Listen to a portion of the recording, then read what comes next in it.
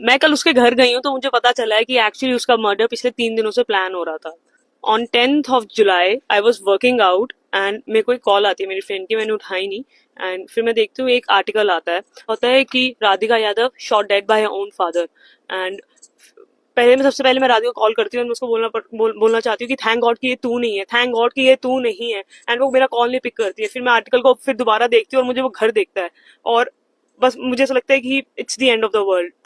मतलब मेरे पैरों के नीचे से जमीन चली जाती है। Then I called her sister and मुझे somehow I managed to went to the cremation।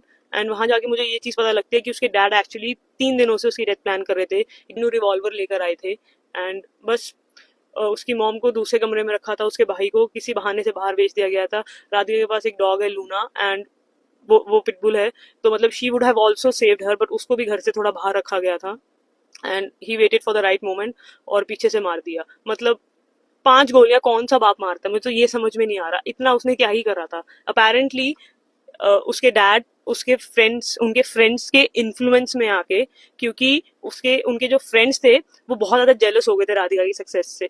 वो 4 लोग जिनकी बातें सुन के उसके पापा ने वो गोली चलाई है, वो 4 बातें ये थी कि अ, ये तो मेकअप करने लग गई है, ये तो छोटे कपड़े पहनती है, ये अब तो तू इसके पैसों पे पलने लग गया है, तू तो अब इसको धंधा ही करवा दे। मतलब मेरे को इस चीज का जवाब दे दो कि कब तक लड़कियां मरेंगी बिकॉज ऑफ मेन, और उनका जो फ्रिजाइल ईगो है जो मीडिया में चल रहा है कि ये रीले बनाती है या वो लव जिहाद का। मुझे एक चीज नहीं समझ में आ रही, जो इंसान रील बनाता है उसका अकाउंट प्राइवेट क्यों होगा?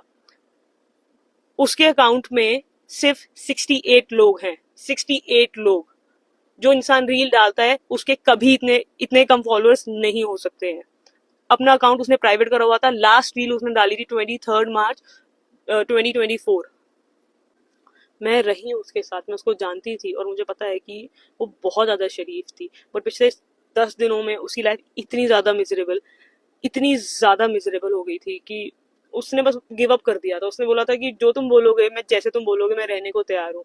बट वही है, उसके पापा का इतना ज्यादा दिमाग खराब हो रहा था, हो रख, हो रखा था कि कोई फेस पे एक्सप्रेशन भी नहीं था। मतलब वो इंसान को दिख रहा था कि कोई साइकोलॉजिकल प्रॉब्लम है, बट वही है, बात किससे करें।